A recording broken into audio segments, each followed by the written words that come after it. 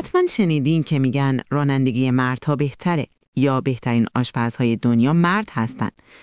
ما همگی با این مقایسه ها آشنایی داریم. اما سوال اینه، چرا این باورها تا این حد عمومی شدن؟ جدای از صحت این ادعاها، یکی از مهمترین دلایلش بالا بودن اعتماد به نفس نسبی مردها نسبت به زنهاست.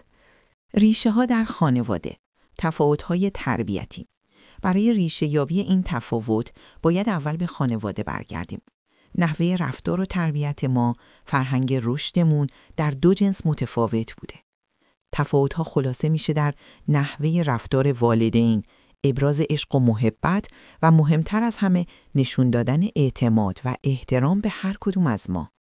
به دخترها اغلب پیام داده میشه که ارزش تو در اطاعت، مؤدب بودن و کمال ظاهریه. اما به پسرها پیام داده میشه که ارزش تو در قوی بودن، استقلال و حل مسئله است.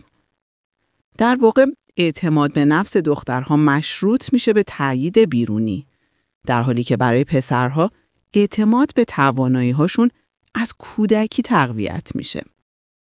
تبعیض سمی جامعه و پارتنر تخریبگر.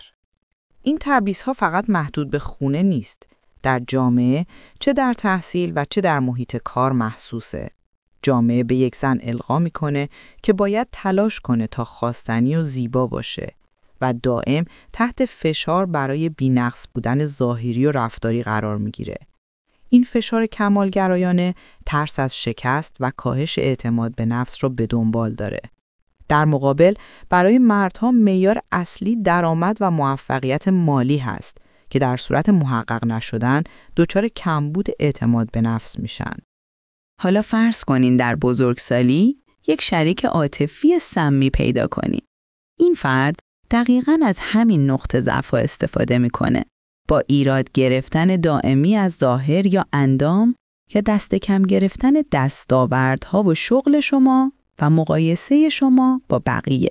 اون صدای منتقد درونی که از بچگی در شما شکل گرفته رو تقویت میکنه و بهتون القا میکنه که بدون من تو هیچ موفقیتی نداری.